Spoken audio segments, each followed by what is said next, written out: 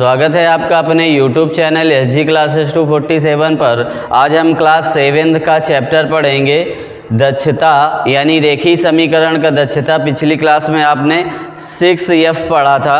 आज हम देखेंगे दक्षता इसकी। इस पे बोला गया है कि निम्नलिखित समीकरणों को हल कीजिए, यानी हमें क्या करना है, समीकरण को हल करना है। पहले नंबर का A नंबर सवाल दिया गया है कि 1/3x प्लस 5 बराबर 6, ठीक है ना। और दूसरा नंबर B नंबर आपका दिया है कि 0.6 माइनस 1.2x प्लस 3 बराबर है -3, ठीक है ना। तो अब इसको हम क्या करते हैं, हल करते हैं। आप जानते हैं कि ये जो x होता है आपका चर होता है, ठीक है ना। तो चर को हम क्या करेंगे, और जो गिनती में लिखी होती है संख्या वो अचर होती है, यानी अचर को हम अचर के पास ले जाएंगे और चर को यहीं रहने देंगे, ठीक है ना। तो इसको हम क्या करते हैं, x बटे हम 3 लिख सकते हैं और बराबर 6 माइनस 5 लिखेंगे, यानी इधर जाएगा तो माइनस में हो जाएगा, यानी x बराबर कितना आ गया 1। 6 में 5 घटाओगे 1 आएगा, ठीक है ना। और ये हम क्या करेंगे, ये बटे में है तो ये गुणांक में हो जाएगा। x बराबर ये कितना आ जाएगा 1 × 3, यानी x का मान कितना आ गया 3 आ गया, ठीक है ना। बहुत ही आसान क्वेश्चन है। अब देखिए इसको भी हम यही करेंगे, यानी चर को एक तरफ ले जाएंगे और अचर को एक तरफ, यानी अचर को ही हमें उधर लेके जाना है। तो हम क्या लिखेंगे, माइनस का 1.2x बराबर, अब इसको हम जोड़ लेंगे डायरेक्ट, तो माइनस का आ जाएगा 3 और उधर ये जाएगा तो भी माइनस का हो जाएगा, यानी 6 कितना आ जाएगा 3.6 आ जाएगा, ठीक है। अब क्या करना है, हमको इसको घटा देना है। जब आप घटाओगे तो ये देखो किस में आ जाएगा, माइनस घटेगा नहीं, माइनस में है, सॉरी जुड़ जाएगा, ठीक है ना। माइनस में ए भी है और माइनस में ए भी है तो ये जुड़ जाएगा।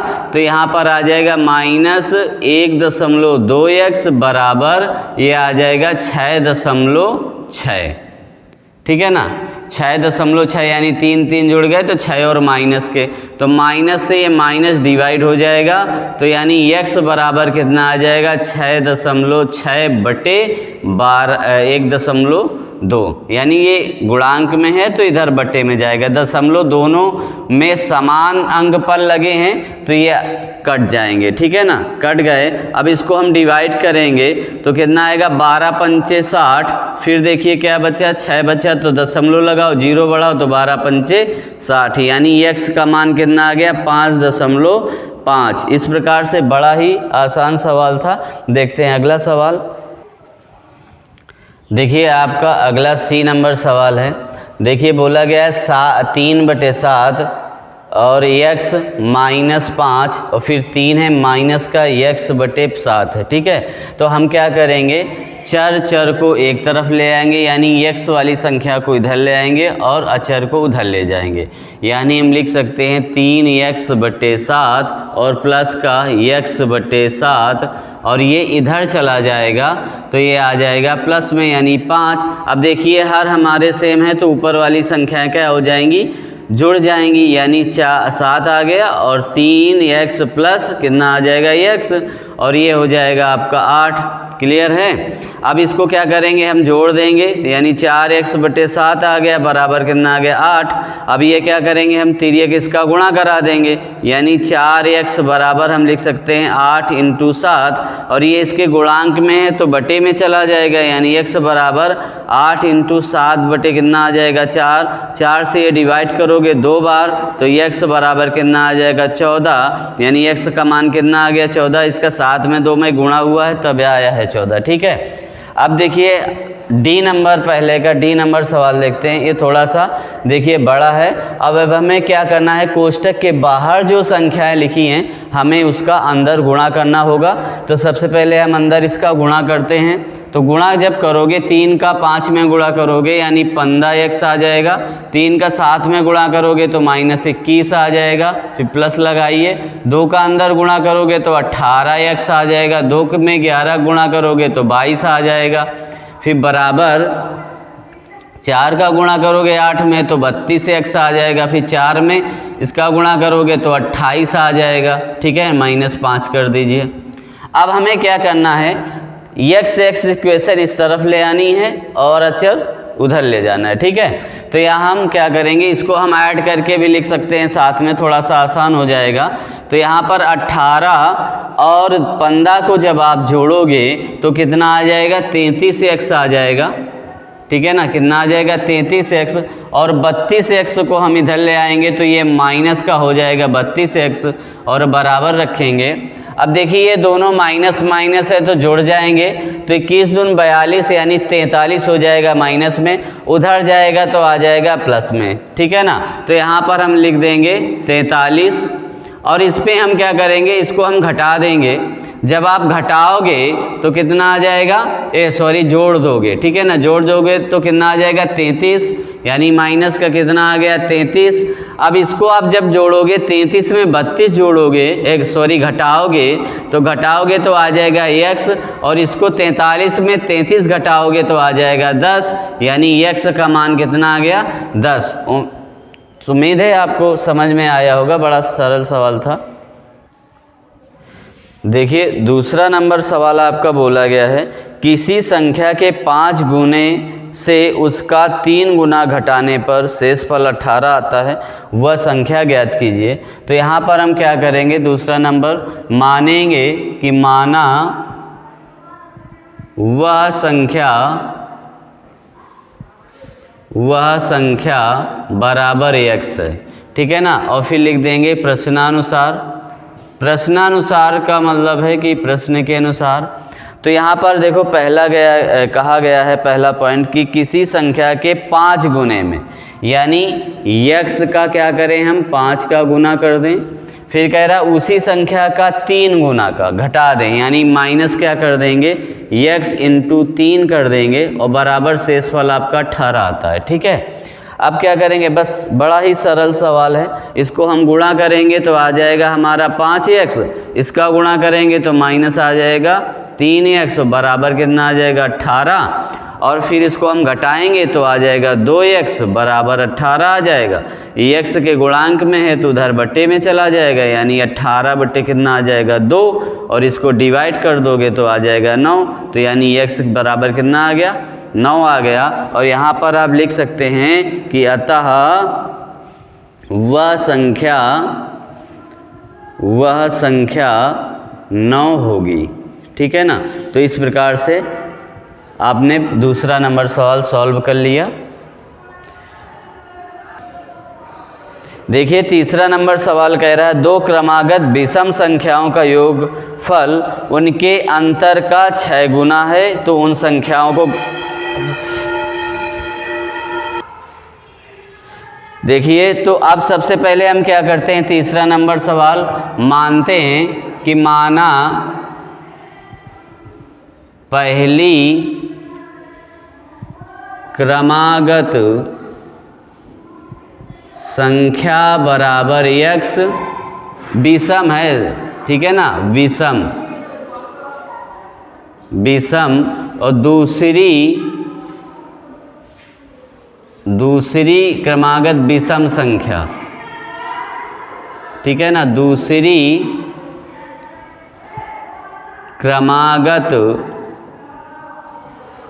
विषम संख्या बराबर x + 1, यानी विषम में क्या होगा, एक जोड़ा ही जाएगा, ठीक है ना। तो इस पे क्या किया गया है, यदि उनका योगफल और उनके अंतर का 6 गुना है, यानी हम क्या पहली शर्त क्या है, पहली शर्त है उनका योग, ठीक है ना, पहली शर्त है योग, यानी x + 1, तो इनका हम जब योग करेंगे, ठीक है ना, तो कितना आ जाएगा, इसको खोलोगे तो आप, यानी x इसको जब खोल लोगे तो 2x + 1 आ जाएगा, ठीक है ना। और दूसरी शर्त क्या है, दूसरी शर्त यह है कि इनका अंतर यानी x माइनस 1 का अंतर, ठीक है, यानी इनका अंतर क्या है।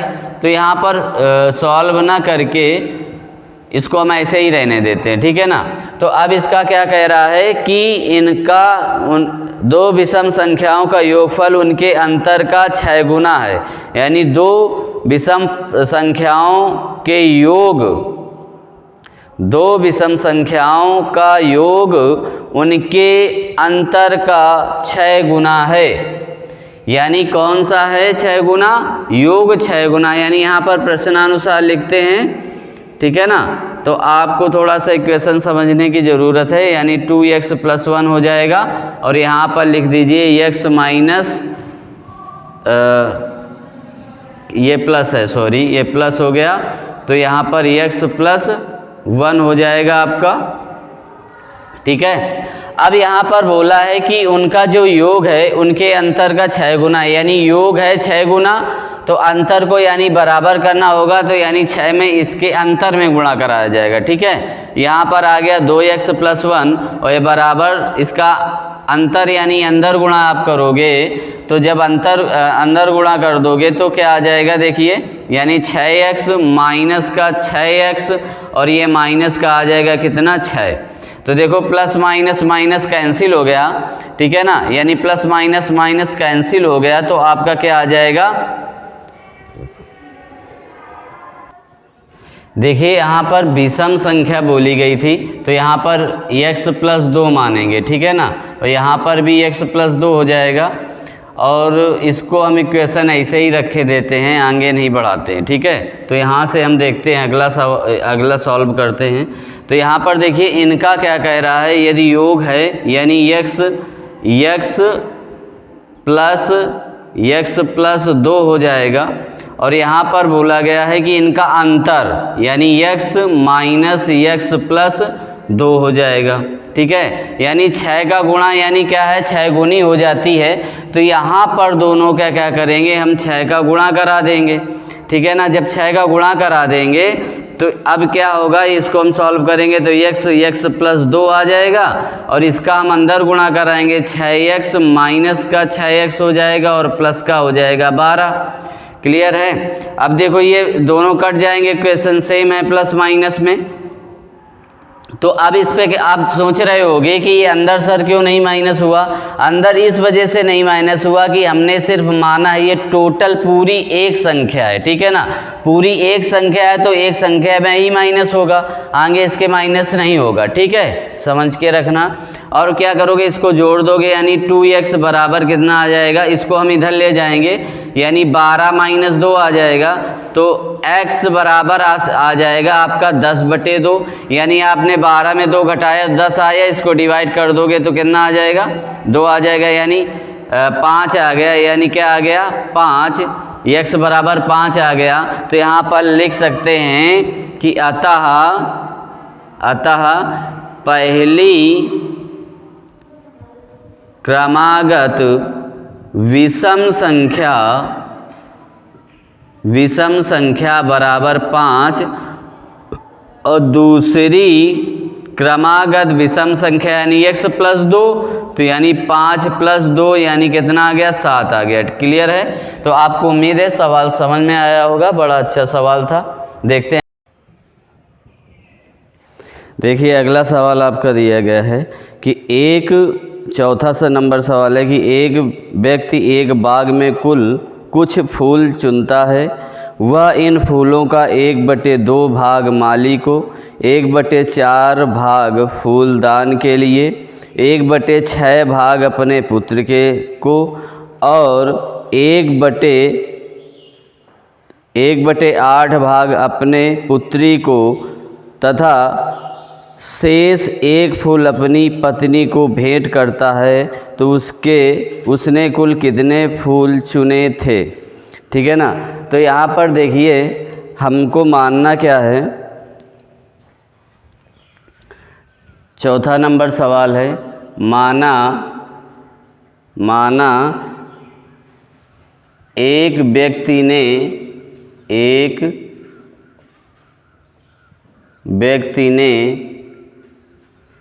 बाग से फूल चुने, चुने बराबर x। ठीक है, अब उस पे हमें क्या करना है कि सबका हमें प्रश्नानुसार भाग निकाल लेना है ना। तो अब यहाँ पर देखिए, इन फूलों में 1/2 भाग माली को, है ना। तो माली को दिए फूल, माली को दिए फूल बराबर x का 1/2। क्लियर है, यानी 1/2 भाग दिए, तथा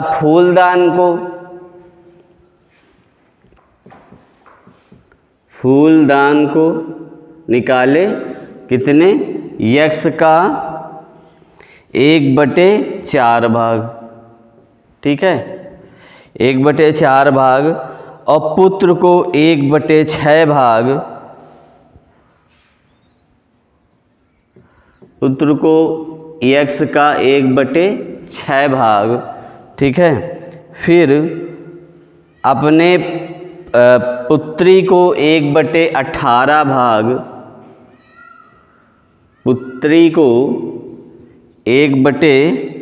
यानी x का क्या हो जाएगा 1/18 भाग, और एक शेष फूल जो बचता है वो क्या करता है, दे देता है किसको, अपनी पत्नी को, है ना। तो अपनी पत्नी को भेंट में दिया फूल,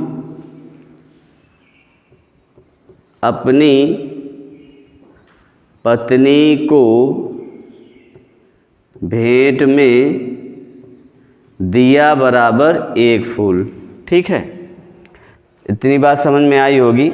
जो इसने कहा वही हमने किया, यानी क्या किया गया कि एक व्यक्ति ने बाग में कुल फूल चुने माना x, तो x का 1/2 भाग किसको दिया, माली को, फिर फूलदान को 1/4 भाग, और पुत्र को 1/6 भाग, और पुत्री को 1/18 भाग दिया, और एक जो शेष फूल बचा वो किसको दे दिया, अपनी पत्नी को। तो यहाँ पर हम क्या कर लेंगे, सबको ऐड कर लेंगे। ठीक है ना, तो यहाँ पर लिख देंगे प्रश्नानुसार। तो यहाँ पर देखिए सबको ऐड करना है, यानी x, यानी क्या कर देना है, हमें इसको x के बराबर कर लेना है, यानी कुल बाग है तो इसको हमको बराबर करना है x के। ठीक है, यानी x 1/2, यानी हम इस तरीके से लिख सकते हैं, देखिए, यानी हम इसको गुणा करके डायरेक्ट लिखे दे रहे हैं, यानी x/2 plus x/4 plus x/6 plus x/18 और प्लस 1। ठीक है ना, 1 क्यों रखा गया कि इसके अब x के बराबर है, यानी हमने क्या चुना, x फूल चुने हैं, तो यानी ये सब इसके ही तो बराबर होंगे। ठीक है, तो अब इसको हमें हल करना है, तो हल कैसे किया जाएगा, लासा लेकर। ठीक है ना, तो यहाँ पर लासा देखिए कितना आ जाएगा आपका, 36 लासा आ जाएगा। ठीक है ना, तो यहाँ पर हम क्या करेंगे, 36 लासा ले लेंगे, और इसका इससे डिवाइड करो कितनी बार जाएगा, 18x आ जाएगा। फिर इससे डिवाइड करोगे तो 9x आ जाएगा। फिर इससे डिवाइड करोगे तो 6 × 36 6x आ जाएगा। फिर इससे डिवाइड करोगे तो 2x आ जाएगा। फिर इसका इस पे गुणा हो जाएगा तो आ जाएगा 36 बराबर आ जाएगा x। ठीक है, अब सबको क्या कर लेना है, हमको जोड़ लेना है। तो यहाँ पर देखिए 18 9 27, 27 और 6 आपका कितना हो जाएगा 33, और 33 और 2 हो जाएगा 35। यानी हम क्या लिखेंगे, 35x बराबर आज आपका आ जाएगा a प्लस का 36 और बराबर हो जाएगा, इसको हम तिरिये गुणा करा देते हैं तो ये आ जाएगा 36x। ठीक है ना, ये क्या आ जाएगा 36x आ जाएगा। अब हम क्या करते हैं, इसको हम लेके चले जाते हैं इधर। ठीक है ना, यानी x को इधर ले जाओ, चाहे इसको ले आओ तो ये उधर जाएगा, बात एक ही है। तो इसको हम इधर ले आते हैं तो आ जाएगा आपका 35x माइनस 36x बराबर आ जाएगा 36 माइनस का 36, क्योंकि देखिए ये इधर आया है तो माइनस में आएगा और जब ये इधर जाएगा तो माइनस में हो जाएगा। आप जब इसको घटाओगे 35 में 36, यहाँ पर कितना आ जाएगा, माइनस का x आ जाएगा और यहाँ पर माइनस का 36 आ जाएगा, तो माइनस से माइनस कैंसिल हो जाएगा। तो यानी कितना आ गया, x का मान आपका आ गया कितना, 36, ठीक है ना, कितना आ गया 36। तो यहाँ पर हम लिख सकते हैं कि अतः व्यक्ति ने बाग से फूल चुने बराबर 36, ठीक है ना, यानी 36 बाग से फूल चुने थे। और उम्मीद है आपको समझ में आया होगा। जैसा जैसा सवाल बोलता गया है बस वैसे वैसे करते गए हैं, बस लास्ट में जोड़ दिया गया है। बड़ा आसान सवाल था। देखते हैं अगला सवाल।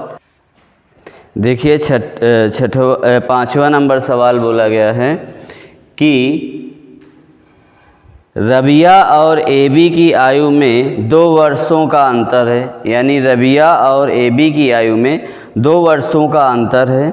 यदि रबिया की उम्र एबी की उम्र के 2 गुने में 6 वर्ष कम हो तो दोनों की आयु ज्ञात कीजिए।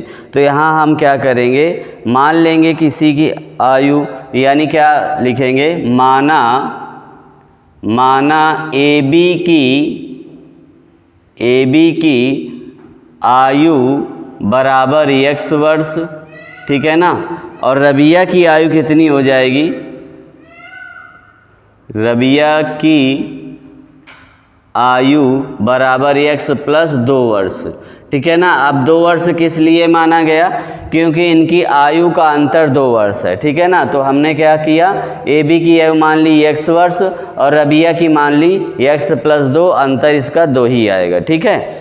अब यहाँ पर लिख देते हैं प्रश्नानुसार, और जो कहता है हम वो करते हैं, ठीक है। एक तरफ x लिखिए और एक तरफ x प्लस 2 लिख दीजिए, ठीक है। अब यहाँ पर बोला है कि रबिया की उम्र एबी की उम्र से 2 गुने में 6 वर्ष कम है। तो किसकी 2 गुने से 6 वर्ष कम है, रबिया की, है ना। तो यहाँ पर बोला गया यदि रबिया की उम्र एबी की उम्र के, तो हमें क्या करना है, रबिया की बोला गया है तो हम एबी की उम्र में कर देंगे, यानी 2 का गुणा और 6 माइनस कर देंगे, ठीक है। तो यहाँ पर हम क्या करेंगे, 2 गुने से यानी 2 का गुणा कर दो और 6 वर्ष कम कर दो। 2 गुने से कितना है, 6 वर्ष कम है। बस इसको हमें सॉल्व कर लेना है। तो यहाँ पर आ जाएगा, देखिए 2x माइनस का 6 और ये x प्लस का आ गया 2, इसको हम इधर ले जाएंगे, ठीक है ना। तो ये आ जाएगा 2x माइनस का x। अब देखिए ये इधर जाएगा तो प्लस में आ जाएगा, ठीक है।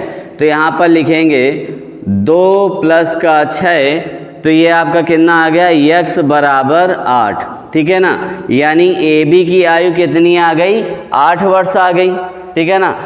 आप यहाँ पर समझ लीजिए, इनका दे रखा था कि रबिया और ए बी की आयु का अंतर कितना है, 2 वर्ष है। फिर बोला रबिया की आयु ए बी की आयु की 2 गुने से 6 वर्ष कम है। तो यहाँ पर हम क्या किया, 2 गुने से हमने को बोला गया था रबिया की, तो हमने आपको बता रखा है आयु संबंधी प्रश्न में जस्ट हम उल्टा करते हैं, यानी जिसका बोला जाता है उस पर गुणा नहीं किया जाता और दूसरे पे गुणा किया जाता है, क्योंकि इक्वेशन बराबर करनी होती है, ठीक है। तो यहाँ पर देखिए अब आंसर हमारा कितना आ गया, 8, यानी ए बी की आयु कितनी आ गई। तो यहाँ पर लिख देंगे अतः ए बी की आयु बराबर 8 वर्ष और रबिया की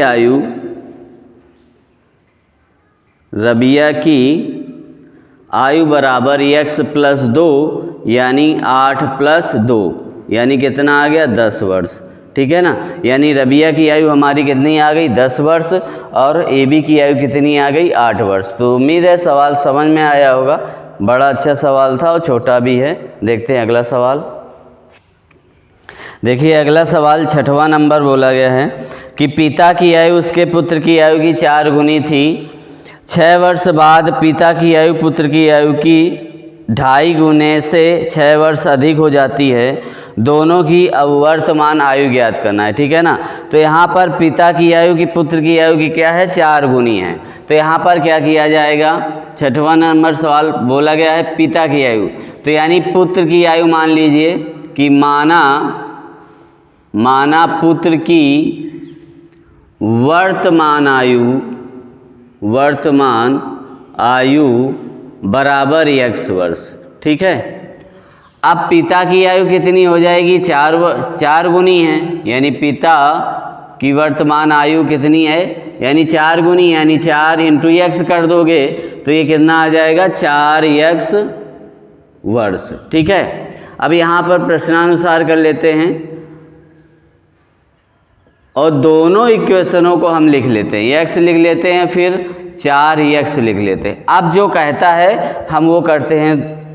तो अब इसमें बोला गया है कि 6 वर्ष बाद, यहाँ पर अभी क्वेश्चन रह गया, यानी 6 वर्ष बाद हमें निकालना है। ठीक है। तो 6 वर्ष बाद पुत्र की आयु, 6 वर्ष बाद पुत्र की आयु बराबर x प्लस 6 हो जाएगा। ठीक है ना। बात को बोला है, यानी आज आपकी मान लीजिए आयु 10 वर्ष है, तो 6 वर्ष बाद कितनी होगी, यानी आप 6 का उस पर जोड़ेंगे 6 उसको। ठीक है। अब देखिए यहाँ पर पिता की आयु देख लीजिए, 6 वर्ष बाद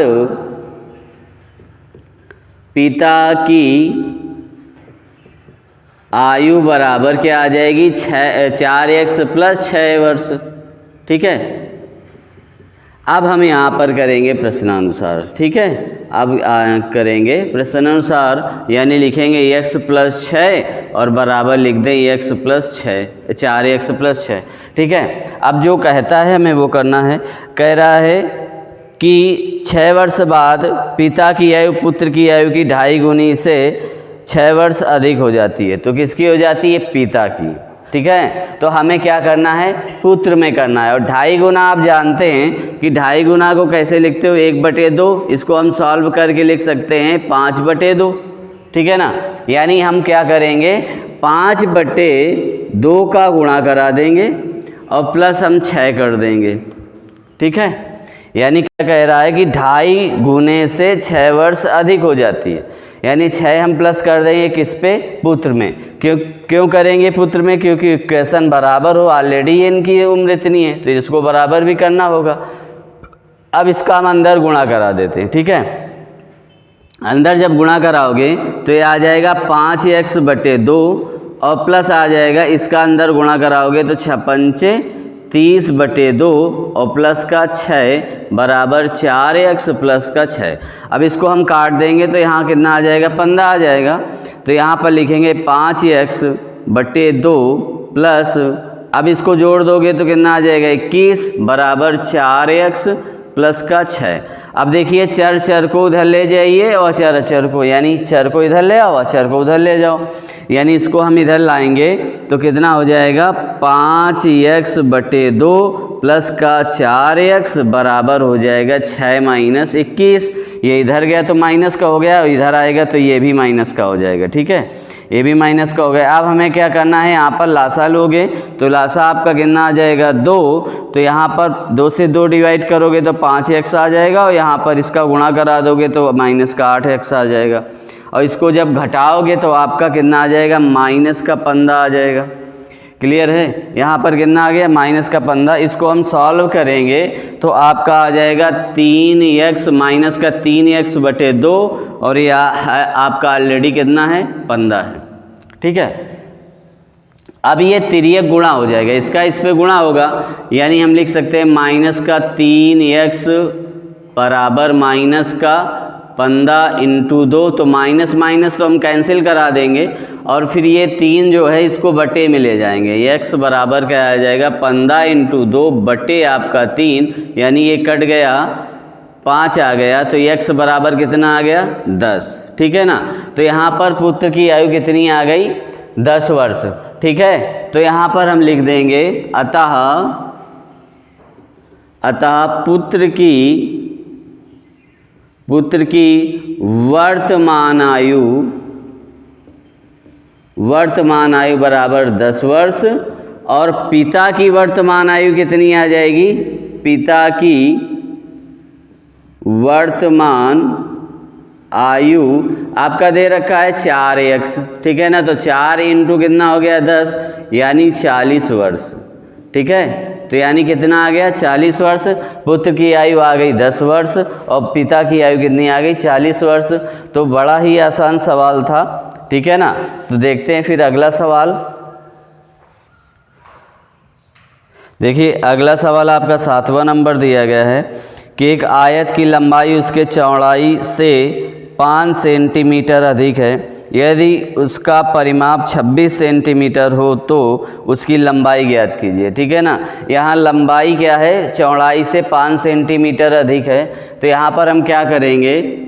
मानेंगे कि माना आयत की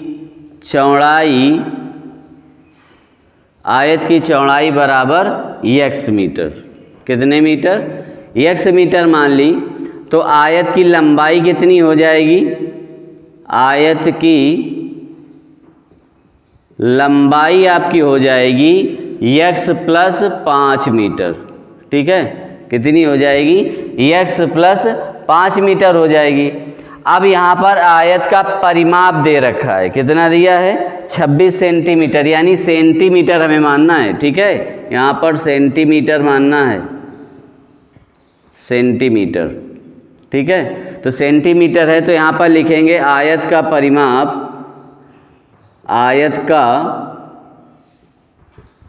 परिमाप दे रखा है आपको 26 सेंटीमीटर, ठीक है। तो आयत का परिमाप का सूत्र क्या होता है आपका?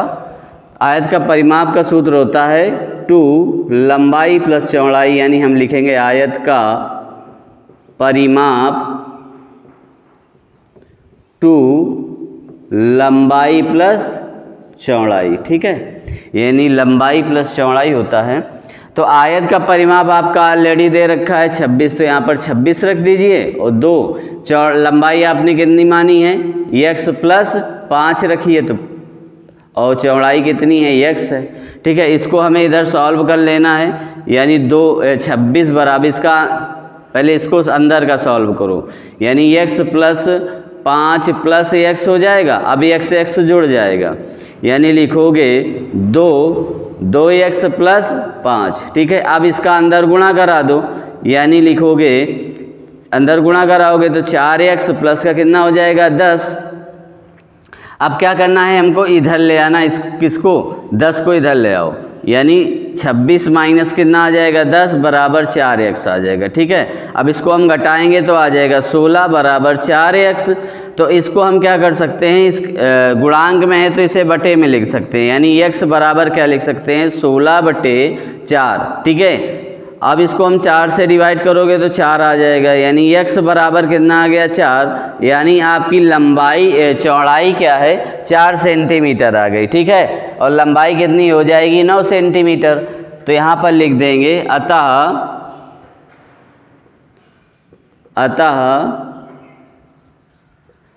आयत की